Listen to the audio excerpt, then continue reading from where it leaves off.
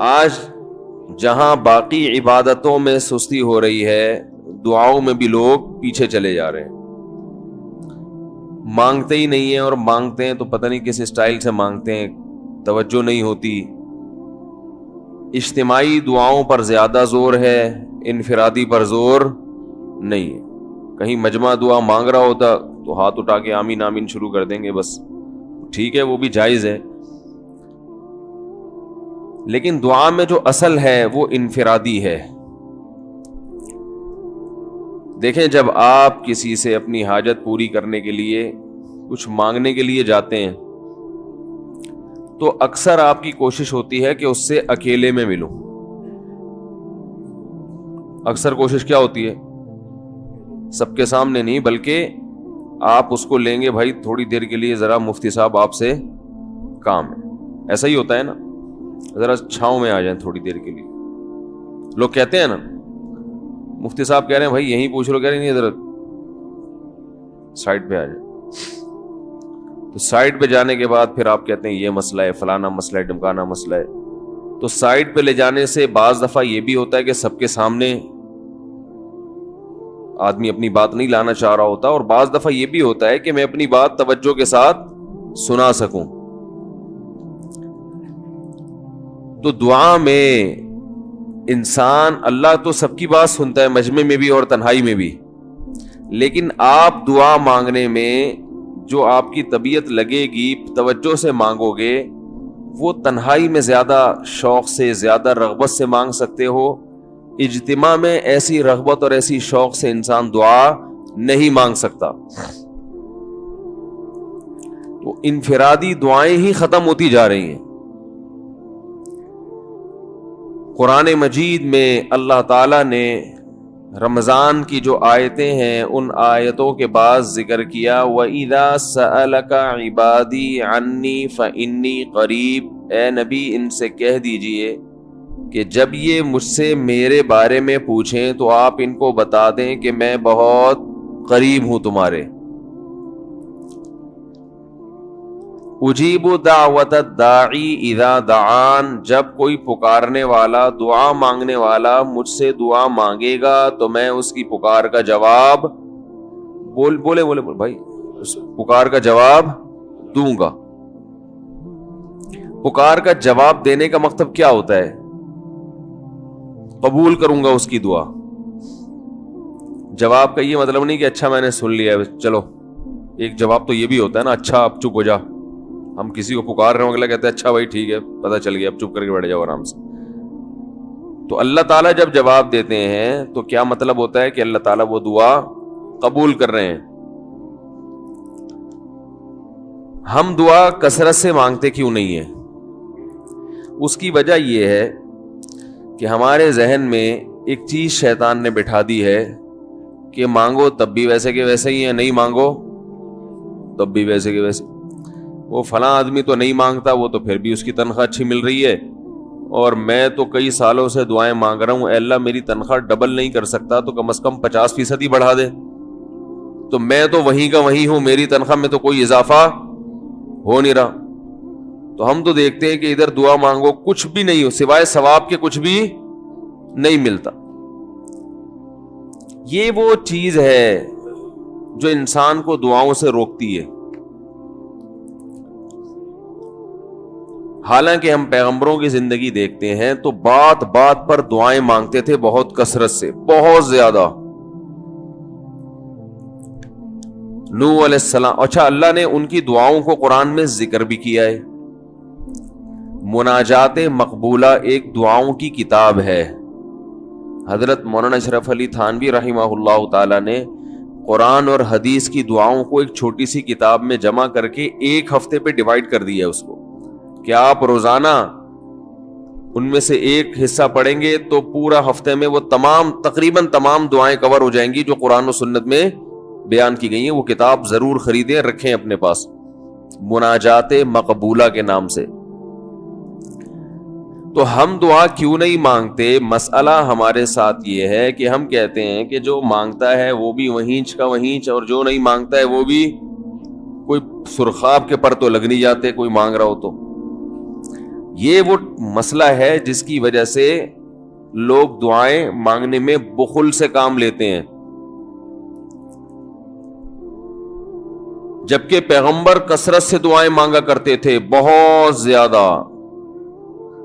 جو پچھلی آسمانی کتابیں ہیں ان میں لکھا ہوا ہے کہ یعقوب علیہ الصلوۃ والسلام اتنی کثرت سے دعائیں مانگا کرتے تھے کہ سجدے میں جا کے کہ ان کے یہ جو گھٹنے ہیں اور سر میں سخت نشان بن چکے تھے، وہ جگہ زمین پہ لگ لگ کے سخت ہو جاتی ہے نا،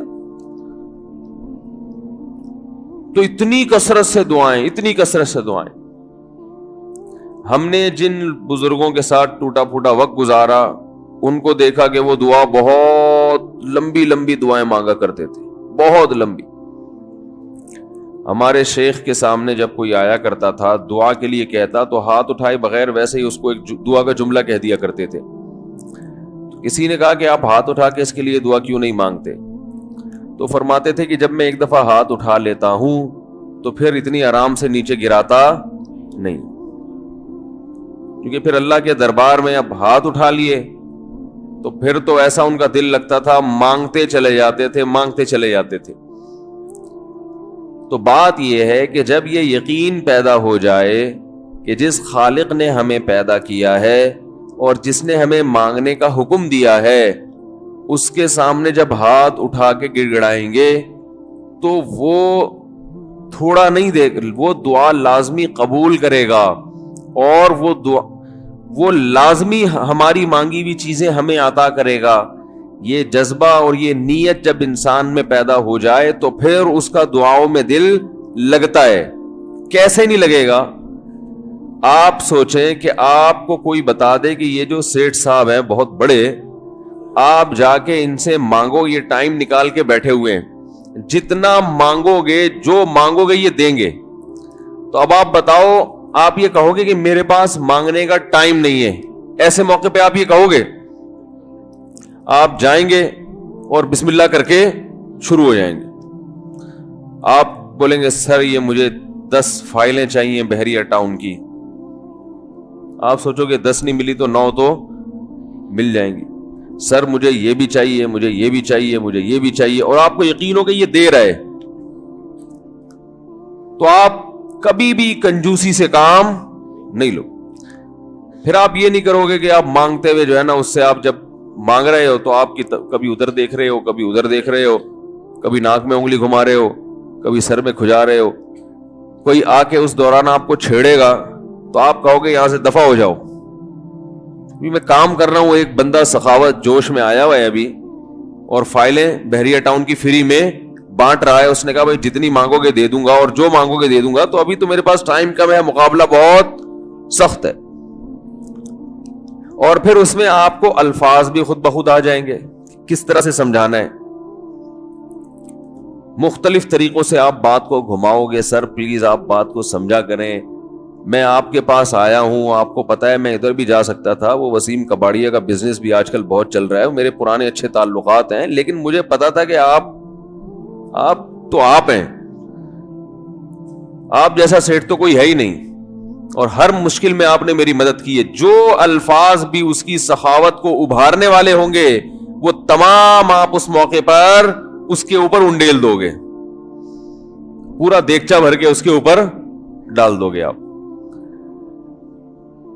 تو اللہ سے جب مانگتا ہے انسان اور اس کو یقین ہو کہ اللہ میری دعا کو پورا کرے گا، تو اس یقین کے ساتھ جب دعا مانگی جاتی ہے تو اس کا اسٹائل کچھ اور ہوتا ہے، اور ایک فارمیلٹی پوری کرنے کے لیے دعا جب مانگی جاتی ہے جیسے کہ ہمارے ہاں ہو رہا ہے تو اس کا اسٹائل اور انداز کچھ اور ہوتا ہے۔ ہمارے ہاں دعا پڑھی جاتی ہے، مانگی نہیں جاتی۔ ربنا آتنا فی الدنیا حسنۃ وفی الآخرۃ حسنۃ وقنا عذاب النار، آمین۔ اور کہ ربنا ظلمنا انفسنا وان لم تغفر لنا وترحمنا لنکونن من الخاسرین، آمین۔ یہ دعا مانگی جا رہی ہے یا پڑھی جا رہی ہے؟ یہ تو پڑھی جا رہی ہے، اور آمین بھی پڑھا جا رہا ہے اس پہ۔ تو اللہ نے ہمیں یہ نہیں کہا کہ اقرأوا الدعاء عند ربکم، اپنے رب کے سامنے دعائیں پڑھا کرو۔ اللہ نے کہا ادعوا، مانگو, پکارو, مانگو اس سے. بھکاری جیسے بھیک مانگتا ہے نا, لوگ کہتے ہیں مانگنے کا کیا طریقہ ہے. بھائی جو بھکاریوں سے پوچھو بھیک مانگنے کا کیا طریقہ ہے. بھکاری اکثر ان پڑھ ہوتے ہیں. جو پڑھے لکھے بھکاری ہوتے ہیں پھر وہ IMF سے مانگتے ہیں, وہ چھوٹی موٹی چیزیں نہیں مانگتے. بھکاری اکثر کیا ہوتے ہیں, ان پڑھ, جن سے ہمارا صبح شام واسطہ پڑتا ہے. تو یہ کسی سے بھیک مانگنے کا طریقہ سیکھ کے آتے ہیں. بولو نا بھائی, کسی سے طریقہ سیکھ کے آتے ہیں کہ یار وہ ذرا فلاں بندے سے چندہ مانگنا ذرا طریقہ بتانا. اگر کوئی بتائے گا بھی تو وہ کہے گا تو اپنے پاس رکھ, مجھے پتا ہے مجھے جیب اپنی کیسے بھرنی ہے.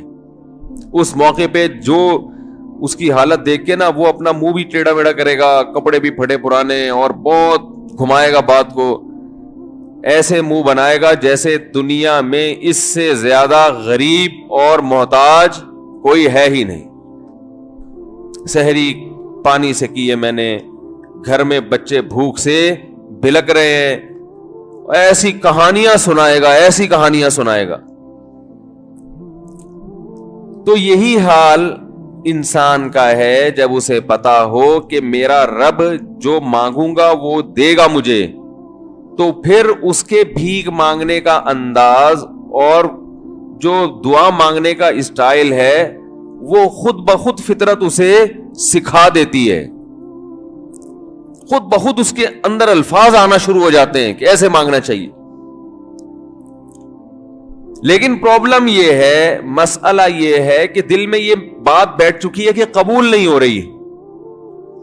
عجیب حدیث ہے, رسول اللہ صلی اللہ علیہ وسلم نے ارشاد فرمایا کہ اللہ بندے کی دعا قبول کرتے رہتے ہیں, وہ مانگتا رہتا ہے قبول ہوتی رہتی ہے, وہ مانگتا رہتا ہے قبول ہوتی رہتی ہے, یہاں تک کہ ایک وقت ایسا آتا ہے کہ بندہ یہ کہتا ہے کہ میں مانگ رہا ہوں قبول تو ہو نہیں رہی. تو جب یہ کہتا ہے تو اس وقت قبول کرنا بند کر دیتے ہیں اللہ تعالیٰ. اللہ کہتے ہیں کہ اگر تو یہ سمجھ رہا ہے کہ قبول نہیں ہو رہی تو اب نہیں ہوگی. اب عجیب بات ہے یا نہیں ہے یہ حدیث. بھائی وہ بندہ کئی سال سے دعائیں مانگ رہا تھا اور پھر آخر میں آ کے کہتا ہے کہ قبول تو ہو نہیں رہی, تو ظاہر ہے کچھ نہیں ہو رہی ہوگی تبھی تو کہہ رہا ہے نا. اس کو ایسا لگ رہا ہوگا کہ قبول نہیں ہو رہی. بھائی اس کو یہ لگ رہا ہوگا کہ نہیں, جو چیزیں مانگ رہا ہوں وہ تو مل نہیں رہی, تو تبھی تو وہ کہتا ہے کہ قبول نہیں ہو رہی. تو سوال پیدا ہوتا ہے پھر اللہ قبول کرنا بند کیوں کر دیتے ہیں؟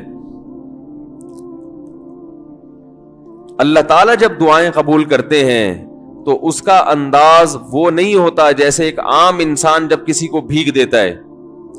ایک عام فقیر جب آپ کے پاس آئے گا, آپ سے بھیک مانگے گا, 100 روپے دے دو, 20 روپے دے دو, آپ اٹھا کے 100 نہیں تو 10-20 تو پکڑا دیتے ہیں اس کو. تو وہ یہ سمجھتا ہے کہ میری دعا کیا ہو گئی, قبول. لیکن اللہ تعالیٰ اس طرح دعا نہیں قبول کرتے. اگر اللہ اس طرح سے دعائیں قبول کرنا شروع کر دیں تو پھر یہ معاملہ غیب کا نہیں رہے گا. ادھر آپ نے دعا مانگی, اے اللہ میرے کاروبار کو بڑھا دے, لیلۃ القدر میں رو کے دعا مانگی, اور صبح صادق کے وقت آپ کا فون آیا کہ آپ کا کنٹینر کسٹم والوں کے شر سے محفوظ ہو گیا ہے, سمجھ میں پاس ہو گیا وہ, اور آپ کی چیز ڈبل قیمت پہ بک گئی ہے. پھر آپ نے دعا مانگی, اے اللہ تیری رحمت اس وقت جوش میں آئی ہوئی ہے, تو ایسا کر میرا بچہ بھی پاس ہو جائے, اس کے نمبر اچھے آ جائیں. ادھر فون آیا کہ آپ کا بچہ پہلی پوزیشن سے کامیاب ہو گیا. پھر آپ نے کہا آج اللہ کی رحمت بہت جوش میں آئی ہوئی ہے, اے اللہ میری بیوی بھی ٹھیک ہو جائے. تو بیگم صاحبہ کا فوراً فون آ گیا کہ میں ٹھیک ہو گئی ہوں, ہے بھائی میں ٹھیک ہو گئی.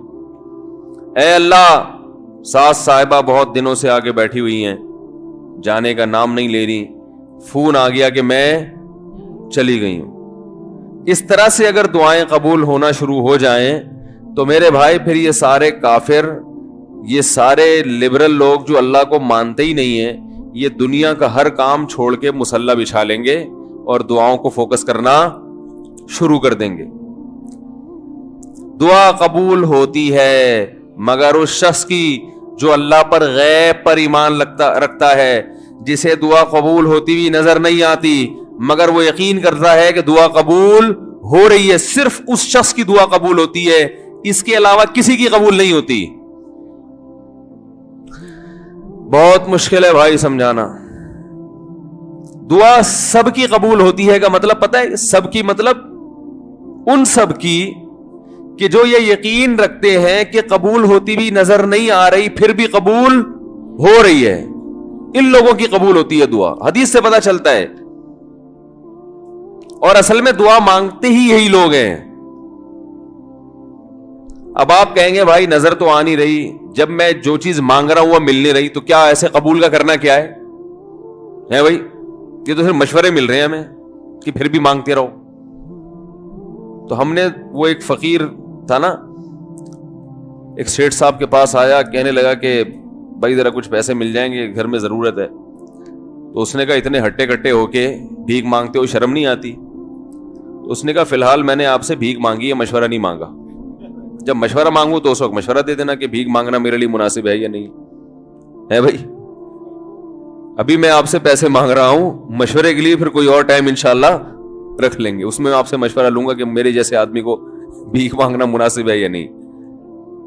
تو آپ کے ذہن میں بھی یہ خیال آ رہا ہوگا کہ ہم اللہ سے دعا مانگتے ہیں اور اللہ کی طرف سے جو چیز جو ہم مانگ رہے ہیں وہ تو مل نہیں رہی, بلکہ اللہ کی طرف سے مشورے مل رہے ہیں کہ مانگتے رہو قبول ہو رہی ہے, تو ہوتی بھی تو نظر نہیں آ رہی. کیا خیال ہے بھائی؟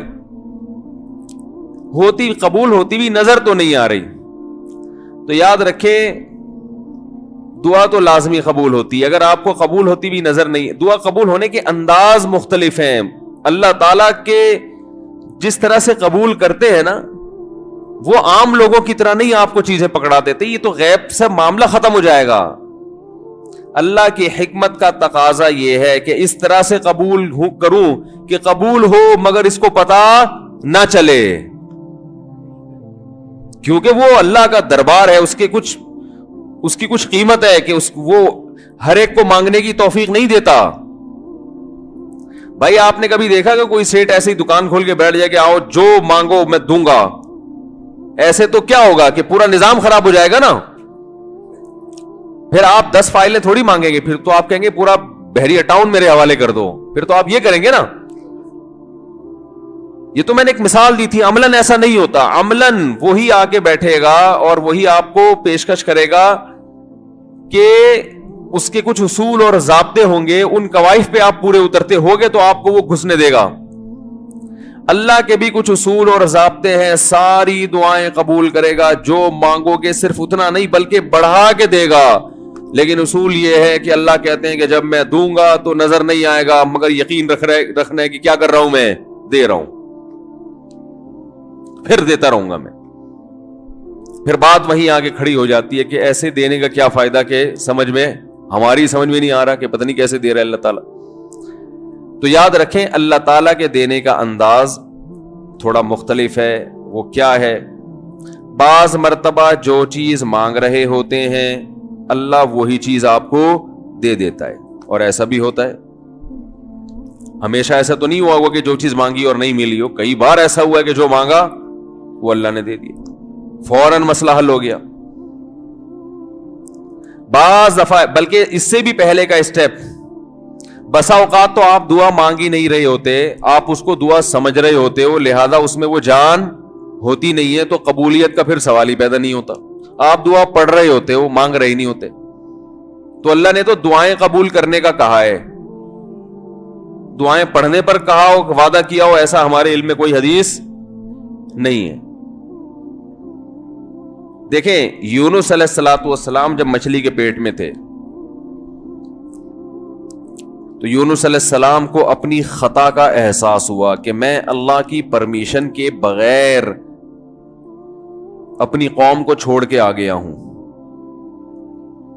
ان کو احساس ہو گیا, تبھی اللہ نے مجھے مچھلی کے پیٹ میں ڈال دیا ہے. تو اب آپ نے مچھلی کے پیٹ میں جا کے یہ دعا مانگی, لا الہ الا انت سبحانک انی کنت من الظالمین. اے اللہ تیرے سوا کوئی عبادت کے لائق نہیں ہے, سبحانک تو ہر عیب سے پاک ہے, تو نے جو مجھے مچھلی کے پیٹ میں ڈال دیا تو یہ تیری غلطی نہیں ہے, تو ہر عیب سے پاک ہے. انی کنتو من الظالمین, میں ہوں ظلم کرنے والا اپنی جان پہ, مجھ سے غلطی ہوئی ہے. اللہ تعالیٰ کو آپ کا یہ مانگنا اتنا پسند آیا کہ مچھلی کو حکم دیا کہ ان کو ساحل پر اگل دو. اور نہ صرف یہ کہ مچھلی نے آپ کو ساحل پہ ڈالا, وَأَنبَتْنَا عَلَيْهِ شَجَرَةً مِّن يَقْطِينٍ, یقطین کوئی درخت تھا وہ بھی اللہ نے اگا دیا دھوپ سے بچانے کے لیے. لیکن جب مصیبتوں میں ہم یہ کلمہ پڑھتے ہیں لا الہ الا انت سبحانک انی کنت من الظالمین, تو ہم یوسف علیہ السلام والے جذبے سے یہ کلمے میں جو الفاظ ہیں وہ مانگتے نہیں ہیں, بلکہ ہم یہ کلمہ پڑھتے ہیں. سمجھ رہے, پڑھنے کی بھی برکتیں ہوتی ہیں, میں اس کا منکر نہیں ہوں, لیکن ہمارے جو ورڈنگ ہوتی ہے نا وہ مانگنے کا اسٹائل نہیں ہوتا. ہم چھوٹے بچے تھے تو مسجد میں آیت کریمہ کا ورد ہوا کرتا تھا کہ بھائی حالات خراب ہیں آج کل, امام صاحب اسپیکر پہ اعلان کر کے بلاتے تھے آ جاؤ بھائی آیت کریمہ کا ورد ہوگا لا الہ الا انت سبحانک انی کنت من الظالمین, 5 لاکھ دفعہ پڑھا جائے گا. تو ہم مسجد میں آتے, وہ مسجد میں دانے ہم تو آتے تھے, اس کے بعد جلیبیاں بھی ملتی تھیں, بڑی گرم گرم ٹائٹ جلیبیاں ہوتی تھی. اب تک وہ مزہ نہیں آیا جلیبی میں, تو وہ جلیبیاں بھی ہوتی تھی, اوپر دانے رکھے ہوئے ہوتے تھے, وہ 5 لاکھ دانے ہوتے تھے, ختم کرنے ہوتے تھے. تو پھر ہم کیا کریں لا الہ الا انت سبحانک انی کنت من الظالمین, لا الہ الا انت سبحانک. اس میں فراڈ نہیں کرتے تھے, پڑھتے پورا تھا الحمدللہ. بعض لوگ تو کیا کرتے تھے, ایک مٹھی لی لا الہ الا انت سبحانک انی کنت من الظالمین نے پھونک مارا اور سائڈ پہ رکھ دیا. وہ یہ ڈرامے بھی ہوتے تھے, لیکن ہم پورا ہی پڑھتے تھے ہم. لیکن اس میں مانگنے کا انداز تو نہیں ہوتا تھا لا الہ الا انت سبحانک انی. پھر اس میں بچے تھے, شرارت بھی شروع ہو جاتی تھی. پھر دیکھ رہے ہیں کوئی ادھر دیکھ رہا ہے تو ایک دانہ اٹھایا لا الہ الا انت سبحانک انی کنت من الظالمین, یوں کر کے اس کی ناک پہ مارا ہے. کوئی ادھر دیکھ رہا ہے تو اس کی جیب میں ڈال دیا. تو یہ دعا مانگی جا رہی ہے, یہ تو پڑھی جا رہی ہے, ایک فارمیلٹی ہے کہ 5 لاکھ پورے کرنے, اس کے بعد جلیبی کھانا ہے اور نکلنا ہے. تو آج بھی ایسا ہی ہو رہا ہے. امام صاحب دعا مانگتے ہیں, لوگ کہتے ہیں یار چلو جب نماز پڑھ لی, 4 رکعتیں پڑھ لی, سلام بھی پھیر لیا, تو اس میں کیا جا رہا ہے, یہ بھی پورا ہی کر لو. ایسا ہی ہوتا ہے نا, یہ بھی پورا ہی کر لو, آمین آمین کہہ لیں گے. امام صاحب ڈرائیور ہیں, ہم پیچھے مقتدی ہیں, تو جہاں اتاریں گے وہیں اتریں گے ہم لوگ, پہلے تو نہیں اتر سکتے. تو یہ ایک لوگوں کے ذہن میں تصور ہے. نبی صلی اللہ علیہ وسلم نے فرمایا اللہ ظاہر قلب کے ساتھ دعا کی طرف توجہ نہیں دیتے. ظاہر قلب کا مطلب آپ کا دل حاضر نہیں ہو, کچھ اور سوچ رہے ہو, اور ادھر سے آپ نے ویسے ہی ایک فارمیلٹی پوری کرنے کے لیے.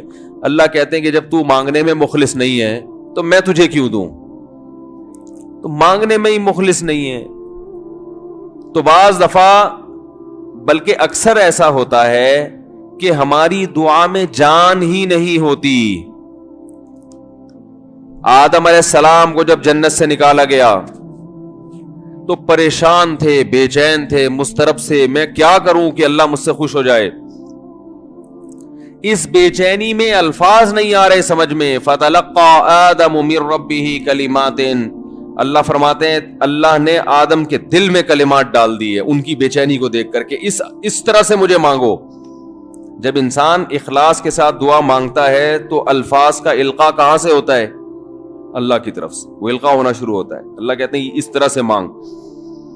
حضرت حکیم اختر صاحب رحمہ اللہ تعالیٰ نے ایک واقعہ بیان کیا.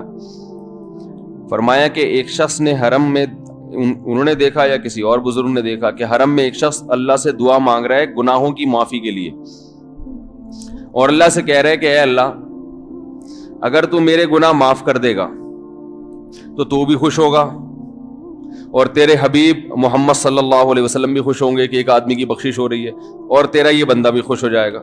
اور اگر معاف نہیں کرے گا تو بھی خوش نہیں ہوگا, کیونکہ اللہ کو جہنم میں ڈال کے وہ خوشی تو ہوتی نہیں ہے بندوں کو, اور تیرے حبیب محمد صلی اللہ علیہ وسلم کو پتا چلے گا وہ بھی خوش نہیں ہوں گے, اور میں بھی خوش نہیں ہوں گا. شیطان خوش ہوگا جو تیرا دشمن ہے. اب خود سوچ لے, تو اپنے دشمنوں کو خوش کرنا چاہتا ہے یا اتنے سارے ہیں بھائی, اتنے سارے دوست ہیں تیرے, ان کو ناراض کر کے تو خوش کس کو کر رہا ہے؟ اپنے تو جو تیرا بھی دشمن ہے, میرا بھی دشمن, اور تیرے حبیب محمد صلی اللہ علیہ وسلم کا بھی دشمن ہے. تو دیکھو کیسے الفاظ ہیں اس کے.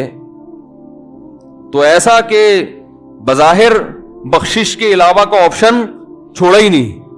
کیا خیال ہے؟ حجاج ابن یوسف بڑا ظالم تھا, بڑا ظالم. موت کا جب وقت آیا تھے یہ لوگ ایمان والے، چاہے ظالم تھے، بدعمل تھے، لیکن اللہ پر ایمان بہرحال رکھتے تھے، ان کو پتا تھا کہ میں غلط کر رہا ہوں۔ جب موت کا وقت آیا تو کہنے لگا کہ اے اللہ لوگ کہتے ہیں کہ تو مجھے نہیں بخشے گا، لوگ کہتے ہیں کہ میرے جیسے گناہگار کو تو نہیں بخش سکتا۔ بڑے عجیب الفاظ ہیں، اللہ کی رحمت کو جوش دلا رہا ہے کہ تو ایسا کر کے دکھا دے، یعنی کچھ ایسا کر کے دکھا دے کہ جو تیرے بارے میں لوگ گمان کر رہے ہیں وہ گمان کیا ہو جائے۔ یہ بالکل ایسے ہے جیسے کوئی بہت بڑا سیٹ ہو، آپ اس سے بہت زیادہ بڑا قرضہ مانگنے کے لیے جائیں جو کہ عام طور پر نہیں ملتا، لیکن آپ اس کو جوش دلا رہے ہو کہ لوگ کہتے ہیں کہ تو اتنا بڑا قرضہ نہیں دے سکتا، تو آج تو اپنی سخاوت دکھا دے کہ میں اتنا بڑا قرضہ بھی دے سکتا ہوں۔ تو مرتے ہوئے کیا کہنے لگا کہ اللہ یہ پبلک کہہ رہی ہے کہ تو مجھے نہیں بخش سکتا، یعنی یہ تیری رحمت کو چیلنج کر رہی ہے کہ اتنے بڑے گناہگار کو نہیں بخشے گا اللہ، تو آج کیا کر لے تو یہ دکھا دے اپنی رحمت سے کہ میں اتنے بڑے گناہگار کو بھی معاف کر سکتا ہوں۔ اب پتہ نہیں اللہ نے معاف کیا نہیں کیا، وہ تو اللہ کا معاملہ اور حجاج بن یوسف کا معاملہ، لیکن علماء کہتے ہیں یہ اس نے الفاظ بڑے ڈینجرس کہے ہیں مرتے وقت۔ ڈینجرس کا مطلب یعنی دوسرے معنی میں ایسے ہے کہ اس نے اللہ کی عرش کو ہلا دیا ہوگا۔ اللہ کو مانگنا اتنا پسند ہے، پہلی بات تو یہ ذہن میں رکھیں کہ اس سے بڑی کوئی عبادت نہیں ہے دعا سے، اور دعا سے مشکل کوئی عبادت نہیں ہے۔ نماز پڑھنا آسان ہے، زکوٰۃ دینا آسان ہے، روزہ رکھنا بھی آسان، سب سے مشکل کام کیا ہے؟ دعا مانگنا۔ اسی وجہ سے ہم نے جن لوگوں کو دیکھا کہ وہ واقعی دیندار ہیں، اللہ والے ہیں، ہم نے صرف انہی کو دعائیں مانگتے ہوئے دیکھا ہے۔ عام لوگوں کو ہم نے دعاؤں کو اتنا فوکس کرتے ہوئے نہیں دیکھا، وہ دوسری چیزوں کو زیادہ فوکس کرتے ہیں، دعاؤں پہ زیادہ زور نہیں ہوتا ان کا۔ وظیفوں پہ تو ہوگا صبح شام، یہ والا اتنی دفعہ، وہ والا اتنی دفعہ، وہ بھاگ گئی واپس آ جائے اس کے لیے اتنی دفعہ، وہ جا نہیں رہی اس کے لیے اتنی دفعہ، یہ وظیفوں پہ تو ہوگا زور۔ ایسے ہوتا ہے نا ہاتھ اٹھا کے اللہ سے گڑگڑا کے مانگا جائے، یہ چیزیں کم۔ میں جب حج پہ گیا تو اپنے شیخ مرشد کے ساتھ تھا، پہلے ہی ہم نے ان کو دیکھا تھا بہت زیادہ دعائیں مانگتے ہیں، وہ بہت زیادہ ان کو دعاؤں میں دل لگتا ہے، بہت دعائیں مانگتے ہیں۔ تو مجھے کسی نے بتایا کہ یہ جب بیت اللہ کو دیکھتے ہیں تو اتنی لمبی دعا مانگتے ہیں کھڑے کھڑے کہ تم ان کے ساتھ ٹھہر نہیں سکتے۔ میں نے کہا کیوں نہیں ٹھہر سکتے؟ ہم جوان ہیں، ان کی عمر زیادہ ہو گئی اور ان کو کچھ بیماریاں بھی ہیں۔ تو میں نے کہا ہو جائے مقابلہ پھر، ٹھیک ہے نا، دیکھتے ہیں کون زیادہ لمبا ٹھہر لیتا ہے۔ تو جب بیت اللہ پہنچے، ان کی نظر بیت اللہ پہ پڑی، ذرا قریب گئے۔ یہ جو کہتے ہیں نا بیت اللہ پہ نظر پڑتے ہی وہیں ٹھہر جاؤ، شروع ہو جاؤ، ایسا نہیں ہے۔ بیت اللہ پہ اگر نظر پڑی ہے آپ کی تو کوئی بات نہیں، اور قریب چلے جائیں۔ کوئی دوسرا عمل کرنے سے پہلے دعا مانگیں۔ پہلی نظر کا مطلب یہ ہوتا ہے کہ جب نظر پڑی ہے تو اب طواف شروع کرنے سے پہلے یا کوئی دوسرا عمل کرنے سے پہلے آپ جا کے دعا مانگیں، تو وہ دور سے نہیں بلکہ جتنا قریب جا کے مانگیں اتنا زیادہ اچھا۔ لوگ کیا کرتے ہیں، یوں منہ نیچے کر کے جا رہے ہوتے ہیں کہ پہلی نظر پڑ گئی تو پھر دعا کا موقع نکل جائے گا، تو یوں جو ٹکرا بھی جاتے ہیں۔ کچھ نہیں ہوتا، نظر پڑ جائے تو اور تھوڑا قریب جائے، قریب جا کے دعا مانگیں۔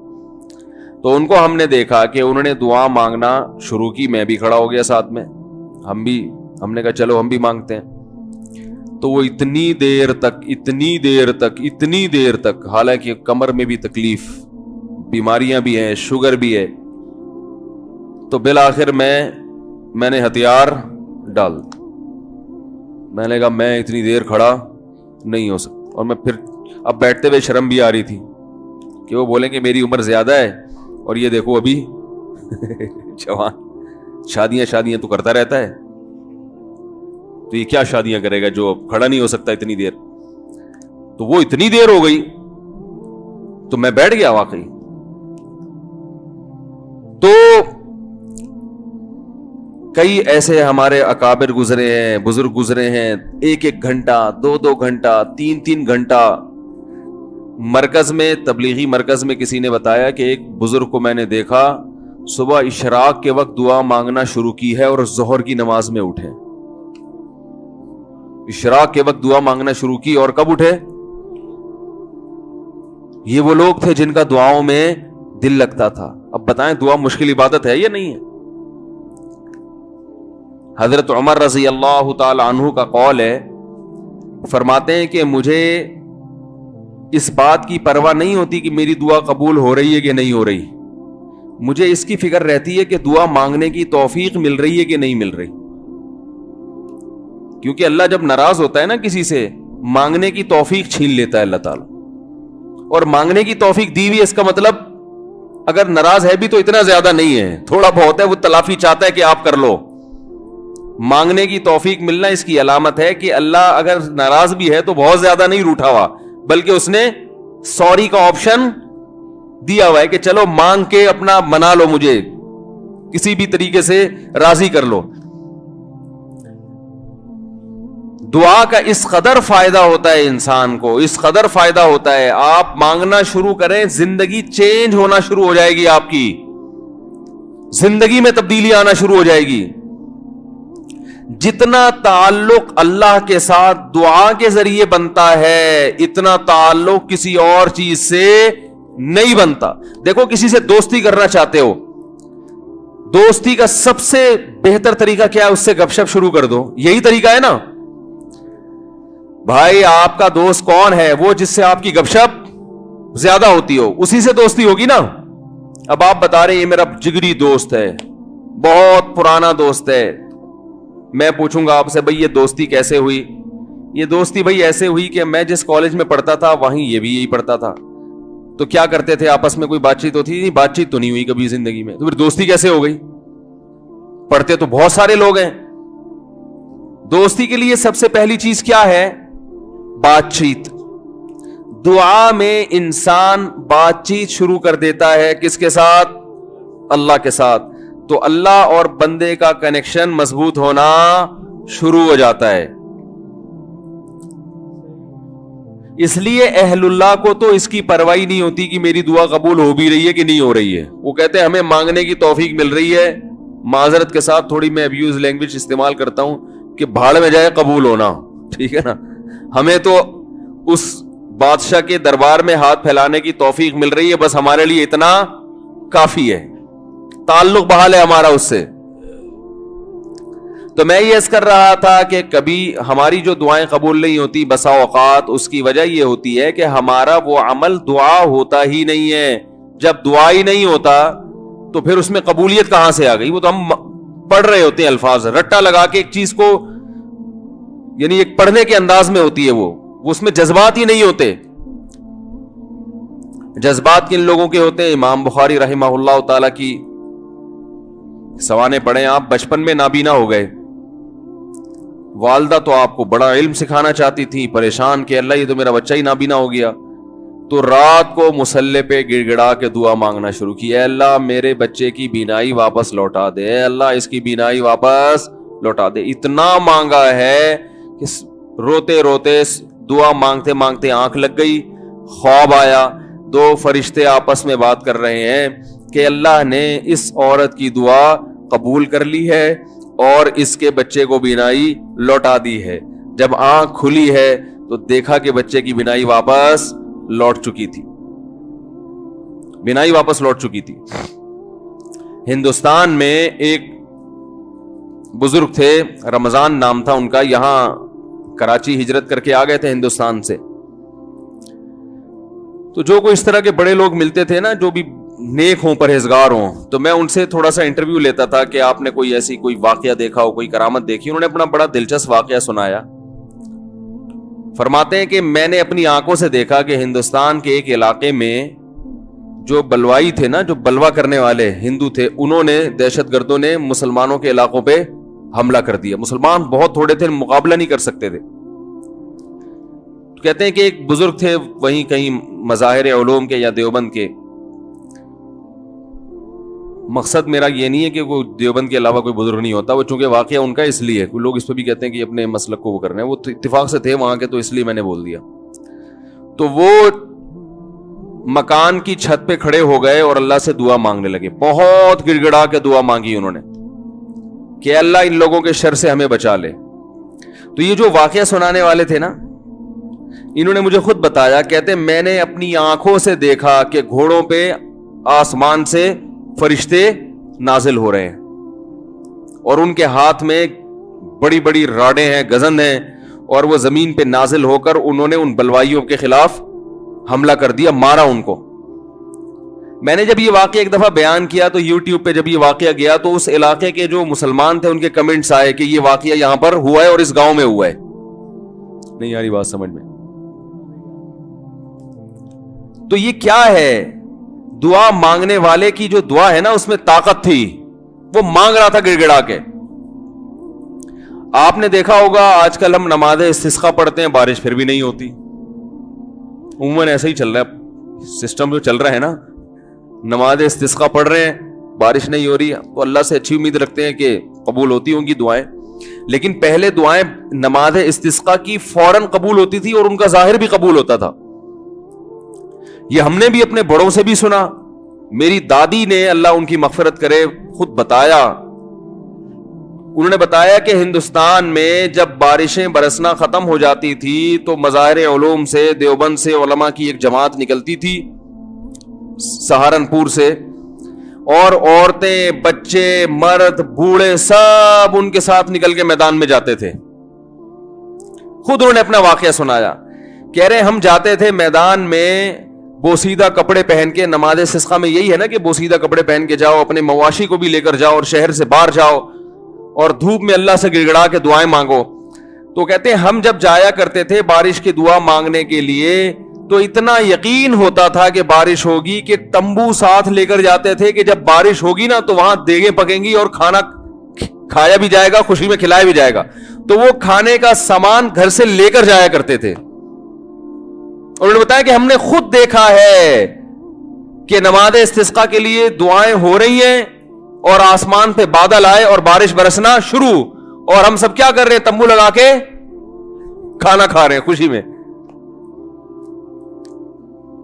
یہ میں نے خود سنا.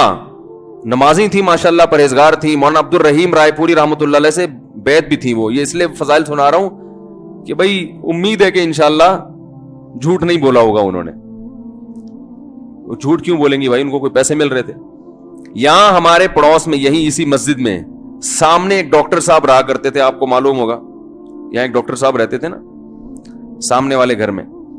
ان کے والد صاحب بھی بوڑھے آدمی تھے. اللہ تعالیٰ اگر زندہ ہیں تو اور عمر میں برکت دے, انتقال ہو گیا تو اللہ ان کی مغفرت کرے. میرے سے بڑی گپ شپ تھی ان کی. مجھے بس یہ کہتے تھے آپ اتنے پتلے کیوں ہیں؟ اب تو میں تھوڑا موٹا ہو گیا تھا, بہت ہی پتلا تھا. کہہ رہے ہیں آپ مولوی ہو کے اتنے باریک سے کیوں ہیں؟ وہ ایسی گپ شپ میں مذاق کرتے تھے. تھے جڑے ہوتے ہیں نا کچھ زندہ دل قسم کے, لاہور کے تھے, پنجاب کے اصل. تو انہوں نے بھی, ان سے بھی گپ شپ ہوتی تھی. انہوں نے بھی ایسے, میں نے ان کو بتایا کہ ہماری دادی سے ہم نے سنا کہ وہاں ہندوستان میں جب جایا کرتے تھے نماز استسقاء کے لیے تو بارش ہو جاتی تھی. آپ نے کبھی ایسا دیکھا؟ انہوں نے کہا ہم نے خود اپنی آنکھوں سے دیکھا. انہوں نے اپنے 2 واقعات سنائے. ایک انڈیا کا, وہ انڈیا کے پنجاب سے ان کا تعلق تھا. کہنے لگے کہ ایک مرتبہ بارش رک گئی تو ہم بارش کے لیے یعنی دعا مانگنے کے لیے نماز استسقاء کے لیے گھر سے نکلے. سنت یہ ہے کہ نماز استسقاء میں آپ ایک تو آبادی سے دور جائیں, نمبر 2 تھوڑے بوسیدہ کپڑے پہن کے جائیں, سب جائیں, بچے بھی جائیں, عورتیں بھی جائیں, مرد بھی جائیں, بوڑھے بھی جائیں, سب لوگ جائیں, اور بہت لمبی دعا مانگی جائے, بہت اطمینان کے ساتھ دعا مانگی جائے. تو وہ کہتے ہیں کہ ہم جب نکل کے جا رہے تھے تو ہندو یہ کہہ رہے تھے یہ موسلے بارش برسانے جا رہے ہیں. ہندوؤں کو اتنا یقین تھا, موسلے کہتے ہیں نا, موسٹلی ہندو زیادہ تر موسلے ہی کہتے ہیں مسلمانوں. تو کہہ رہے تھے کہ یہ کیا کرنے جا رہے ہیں؟ موسلے بارش برسوانے جا رہے ہیں. کہتے ہیں کہ جب گئے ہیں دعا مانگی ہے, انتہائی شدید گرمی. آج نماز استسقاء بھی ایئر کنڈیشن ہال میں ہوتی ہے, اور توبہ ووبہ کا تو کوئی تصور ہوتا ہی نہیں ہے, کوئی گناہوں سے توبہ بھی کرے. وہ تو یہی ہوتا ہے, اللہ میں پھر فلم دیکھوں گا, جیسی بارش ہوگی تو میں کیا دیکھوں گا جا کے. تو گناہ سے تو قرآن کیا کہتا ہے, یا قوم استغفروا ربکم, گناہوں سے معافی مانگو. یرسل السماء علیکم مدرارا, آسمان سے موسلادھار بارشیں برسائے گا. تو نماز استسقاء کا جو کانسیپٹ تھا وہ یہ تھا کہ آپ اللہ سے اپنے تمام گناہوں کی معافی مانگیں. تو گناہوں کی معافی کا تو ہمارے ذہن میں ہی نہیں ہوتا, اور وہ امام پہ ڈال دیتے ہیں جو بیچارہ دعا مانگ رہا ہے نا کہ اس کی وجہ سے قبول نہیں ہوئی. وہ تو اخلاص سے مانگ رہا ہوتا ہے. مسجد کا امام جو ہے وہ پبلک میں ایسے ایسے ماشاءاللہ بدماشوں کی کثرت ہوتی ہے. کوئی بہن کی وراثت کھا کے بیٹھا ہے, کوئی یتیم کا مال دبا کے بیٹھا ہوا ہے. چلو اب دبا لیا, مال کھا لیا, اب توبہ تو کرنا کہ اللہ میں واپس دے دوں گا. وہ نہیں ہوتا. اللہ میں قحط سے مر جاؤں, بارش نہ ہو کوئی مسئلہ نہیں ہے, میں مر جاؤں گا قحط سے, مگر میں بہن کا پلاٹ واپس بولو بھائی نہیں کروں گا. تو پھر کہاں بارش ہوگی میرے بھائی؟ اللہ کہہ رہے ہیں تم بدماشی چھوڑنے کے لیے تیار نہیں ہے. تو وہ انہوں نے اپنا واقعہ سنایا کہ ہم گئے, ہم نے دعا مانگی, اور وہ جو ہمارے امام صاحب تھے انڈیا میں, کوئی جالندھر یا کوئی لدھیانہ کا واقعہ ہے, کہہ رہے ہیں وہ سردے میں گئے ہیں اور اوپر سے اتنی شدید گرمی تھی کہ وہ ہماری کمر جو ہے نا دھوپ کی وجہ سے ایسا لگ رہا تھا جل جائے گی ہے. مگر امام صاحب جو سردے میں جا کے روئے ہیں اور پبلک کو رلایا انہوں نے کہ اللہ جب تک بارش برسے گی نہیں یہاں سے ہم ہلیں گے نہیں. یہ اب دیکھیں جس کو اطمینان ہوگا وہ اتنی دیر تو سردے میں پڑا رہے گا, ورنہ وہ کہے گا یار کچھ ہونے والا تو ہے نہیں, خام خامے کمر جلا کے آ جاؤ. کہہ رہے ہیں وہ انہوں نے گڑ گڑائے ہیں, وہ ایسا گڑ گڑائے ہیں اور کمر ہماری جل جل کے لگ رہا تھا کہ وہ خراب ہی نہ ہو جائے. اور پھر انہوں نے مجھے اب خود سنایا واقعہ, کہتے ہیں ہم نے دیکھا کچھ دیر ہوئی ہے, اس کے بعد گہرے بادل آئے ہیں اور وہیں بارش برسنا شروع ہو گئی ہے. اور کہہ رہے ہیں جب تیز بارشیں ہوئی ہیں تو ہم جب واپس آ رہے تو ہندو ہنس رہے اور کہہ رہے تھے یہ موسلے بارش برسوا کے آ رہے ہیں. ہندوؤں کو بھی یقین ہوتا تھا یہ موسلے بڑے تیز ہیں. آج کا جو موسلہ ہے میرے بھائی ہم جیسے نالائقوں پر مشتمل ہے, تو پھر ہم اپنی ذمہ داری پوری نہیں کر رہے. اللہ کہتے تمہیں یقین نہیں ہے, تو پتہ نہیں کیا کر رہا ہے, یہاں بیٹھ کے ادھر توجہ. میں تو دیکھا ہے دعا مانگتے مانگتے نا جیب میں چیک کر رہے ہوتے ہیں کتنے پیسے پڑے ہوئے, 5,000 کا تو ہے نا, وہ خراب تو نہیں ہوا, آمین. پھر وہ تھوڑی دیر میں یہاں کھو جائے گا, پھر ادھر کھو جائے گا.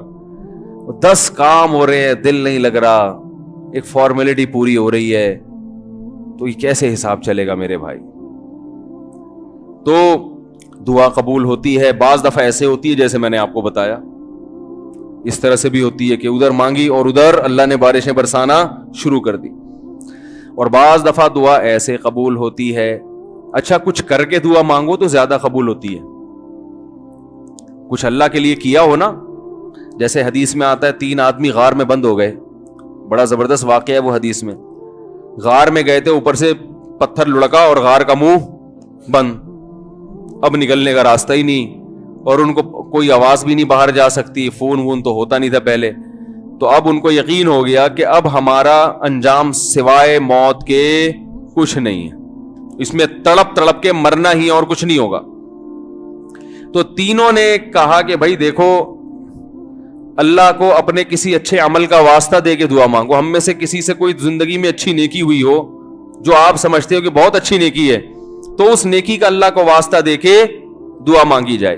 تو مشہور حدیث ہے, جلدی جلدی مکمل کرتا ہوں. ایک نے کہا اللہ میں بکریاں چراتا تھا, گھر آیا, اپنے بچوں کو دودھ پلانے سے پہلے میں نے کہا والدین کو پلاؤں گا, والدین سو گئے تھے, تو ساری رات سرہانے ان کے سرہانے کھڑا رہا تھا میں سر کے پاس, ان کو جگاؤں گا بھی نہیں کہ نیند خراب ہو, اور ایسا بھی نہیں ہوگا کہ پہلے بچوں کو پلا دوں, پہلے ماں باپ بعد میں اپنے بچے.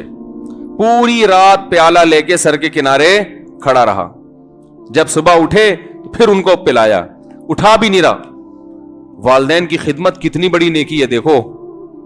اللہم ان کنت فعلت ذلک ابتغاء وجہک فاصرف عنا ما نحن فیہ فاکشف عنا ما نحن فیہ. اے اللہ اگر میں نے یہ تیرے لیے کیا تھا اور تجھے یہ میری نیکی پسند آ گئی ہے, تو آج جس مصیبت میں مبتلا ہے اللہ اس مصیبت سے ہمیں نجات دے دے. کیسی اللہ کی قدرت, وہ پتھر ہلائے اپنی جگہ سے. پتہ چلا میرے بھائی ماں باپ کی خدمت بڑی بڑی چٹانوں کو اپنی جگہ سے ہلا دیتی ہے بغیر کسی وجہ کے. اتنا بڑا عمل ہے یہ. آج برداشت نہیں ہوتا ہے, نہ باپ کی ڈانٹ برداشت ہوتی ہے, نہ ماں کی ڈانٹ برداشت ہوتی ہے. دیکھو اللہ چاہتے پورا پتھر ہلا دیتے, لیکن اللہ نے کہا کہ سب کا عمل سامنے آ جائے نا, تو اللہ نے تھوڑا سا ہلایا پتھر کے ابھی ہلکی سی ہوا آئے بس ہے بھائی, تاکہ باقی دو کی نیکیاں بھی سامنے.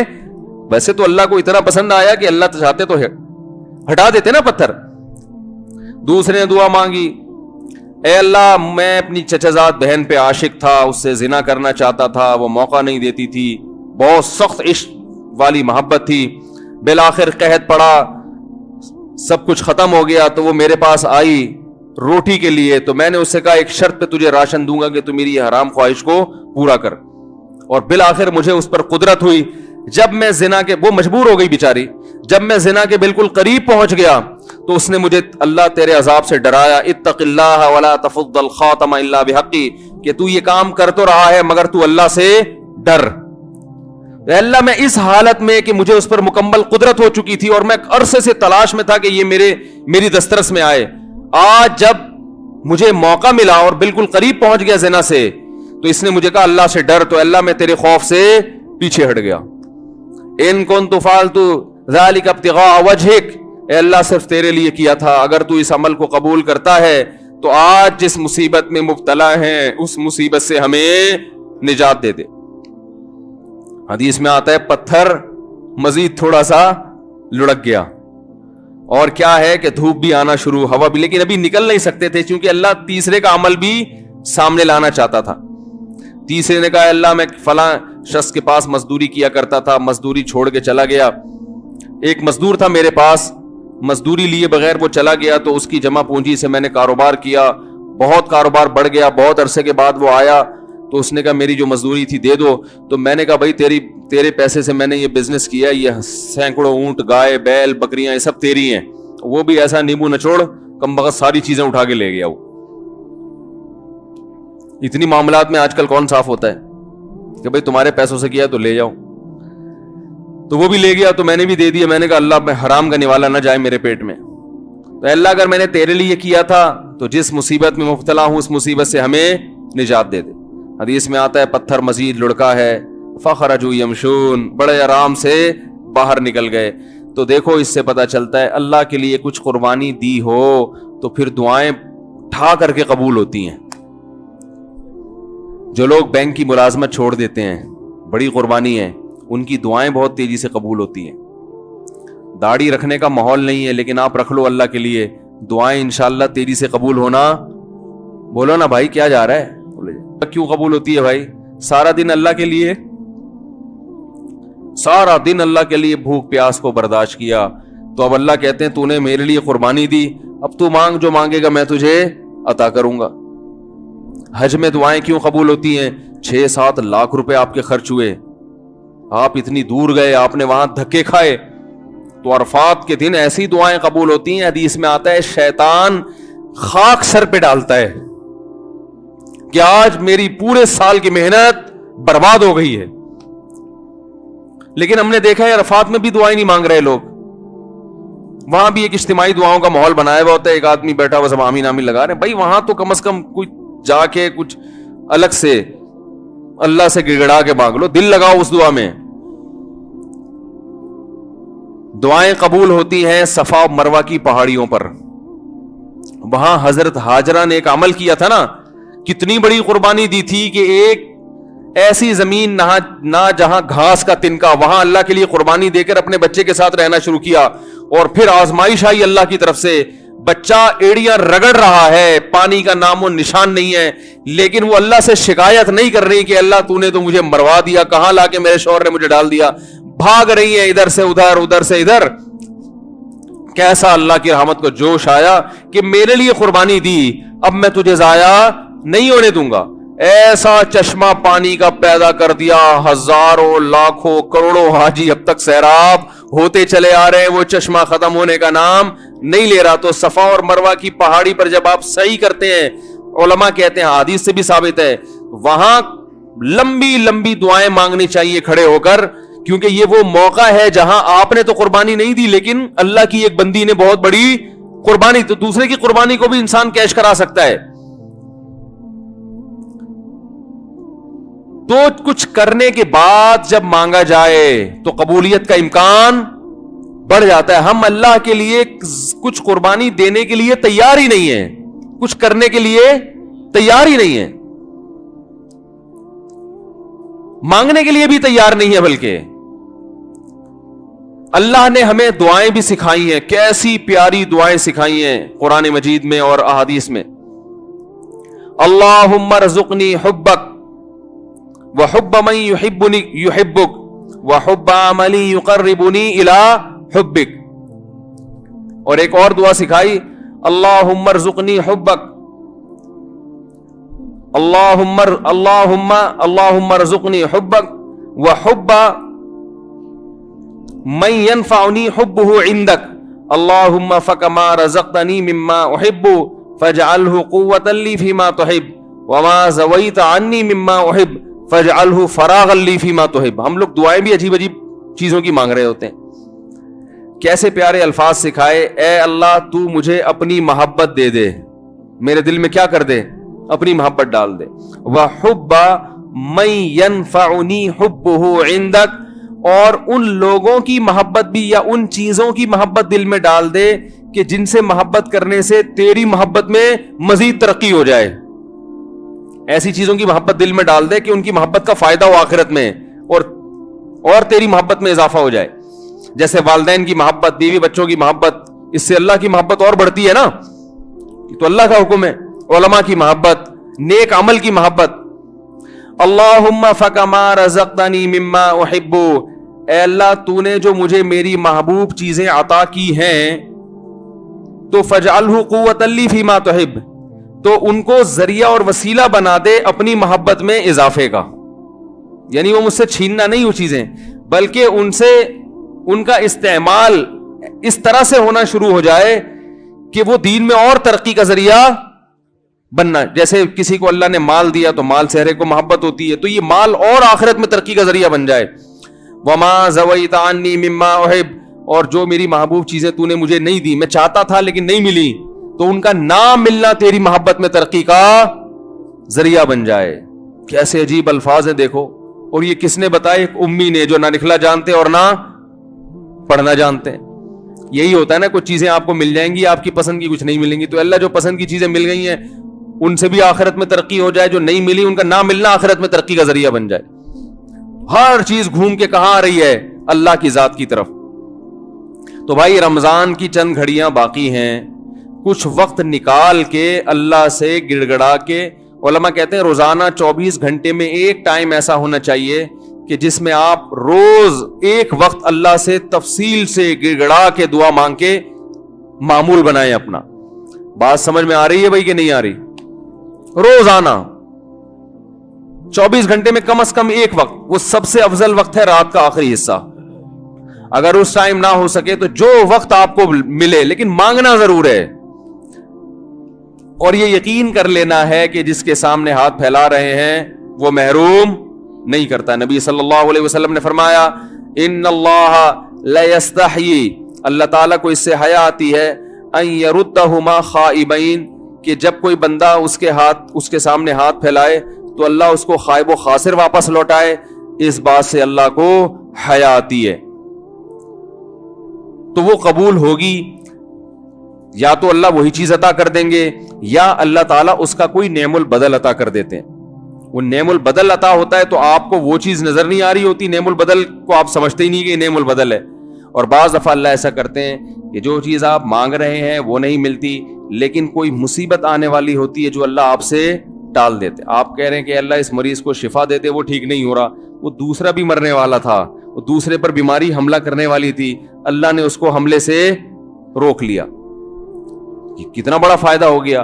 اور بعض دفعہ یہ ہوتا ہے کہ جو چیز آپ مانگ رہے ہیں وہ نہیں ملتی, لیکن اس مانگنے سے جو مقصد تھا وہ مقصد مل جاتا ہے. آپ کو کوئی پریشانی آئی, آپ دعا مانگ رہے ہو اللہ وہ پریشانی ٹال دے, اللہ نے وہ پریشانی تو نہیں ٹالی, لیکن اس کی وجہ سے جو آپ کا دل پریشان ہو رہا تھا وہ دل کی پریشانی کو دور کر دیا. تو مقصد حاصل ہو گیا کہ نہیں ہو گیا؟ ارے آپ مانگ رہے تھے اللہ غربت دور کر دے, تو غربت کی وجہ سے ٹینشن ہو رہی ہے نا, اللہ نے ٹینشن دور کر دی جو پیسے سے مقصد ہے. ہو غریب مگر مزہ ویسے آ رہا ہے جیسے مالداروں کو آتا ہے. بہت مشکل ہے سمجھانا, کیا کریں یار. ہو غریب مگر اندر سے دل کیا ہو گیا, مالدار ہو گیا. سکون وہ ملے گا جو اللہ نے مالداروں کو بھی عطا نہیں کیا ہوگا, ویسا سکون مل جائے گا آپ. بیماری میں دعا مانگ رہے ہو اللہ شفا دے دے, شفا تو نہیں ملی مگر اسی بیماری پر اطمینان نصیب ہو گیا جو ایک صحت مند آدمی کو ہوتا ہے, صبر نصیب ہو گیا.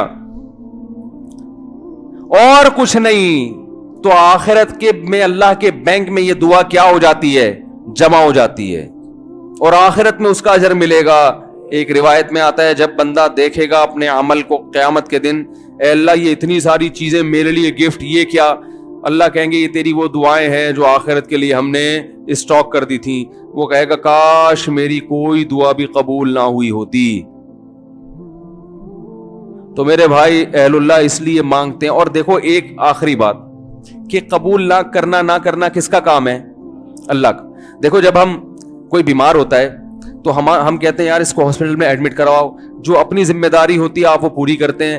اب آپ نے جب ڈاکٹروں کے حوالے کر دیا تو ایک تسلی ہو جاتی ہے نا کہ یار ہمارا جو کام تھا ہم نے کر دیا ہے, اب ہم کیا کریں, اب تو ڈاکٹروں کے حوالے ہے, یا وہ علاج کرتے ہیں تو ٹھیک ہے, نہیں کرتے تو اب یہ ان کا ہیڈ ہے کہ ہم کیا کر سکتے ہیں, اب تو تسلی تو ہو جاتی ہے نا. تو مسلمان جب اللہ کے دفتر میں فائل جمع کرا دے, معاملے اٹکے ہوئے آپ نے اللہ کے آفس میں فائل جمع کرا دی کہ میں نے اپنا کام کر لیا, گڑ گڑا کے دعا مانگ لی ہے, تو مسلمان کو بھی ایک تسلی ہو جاتی ہے کہ بھائی اب اللہ کے حوالے ہے, وہ قبول کر لے تو بھی ٹھیک ہے, نہیں کرے تو وہ انشاءاللہ اب فیصلہ کس کے حق میں ہوگا, میرے حق میں, کیونکہ اللہ تعالیٰ ضائع نہیں کرتا اپنے بند. تسلی ہو جاتی ہے کہ اب یہ دعا قبول ہو تو بھی ٹھیک ہے, قبول نہ ہو تو بھی ٹھیک ہے. تو دعا سے مسلمان کو کیا ملتا ہے؟ اطمینان ملتا ہے, سکون ملتا ہے. تو ادعوا ربکم تضرعا وخفیا, اللہ فرماتے ہیں چپکے سے مانگو اور عاجزی اور انکساری کے ساتھ مانگو. اللہ تعالیٰ سے دعا ہے کہ اللہ ہمیں دعاؤں کا مانگنے والا بنا دے. اور سب سے زیادہ پتہ ہے کیا مانگنا ہے رمضان میں؟ ہدایت کی دعا مانگنی ہے.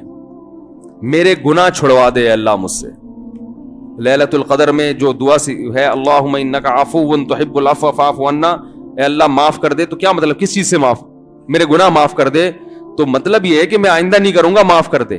ہم یہ دعا مانگ رہے ہوتے ہیں کہ اللہ کرتا تو رہوں گا میں موت تک لیکن تو معاف کر دے. تو ایسا نہیں ہوتا میرے, ایسا کریں گے تو کوئی بھی نہیں آئے گا نا. اب اللہ کی طرف کون آئے گا پھر جب اسی طرح بدماشی میں ہی اللہ خوش ہے؟ تو نہیں خوش ہوتا اللہ تعالیٰ ایسے. تو اللہ سے توبہ کی توفیق مانگی جائے, اللہ میں ان گناہوں کے دلدل میں پھنس چکا ہوں, تو مجھے اس دلدل سے نکال لے. تو یہ بھی زیادہ مانگنی چاہیے دعا. اللہ تعالیٰ ہماری تمام دعاؤں کو, حاجات کو پورا کرے.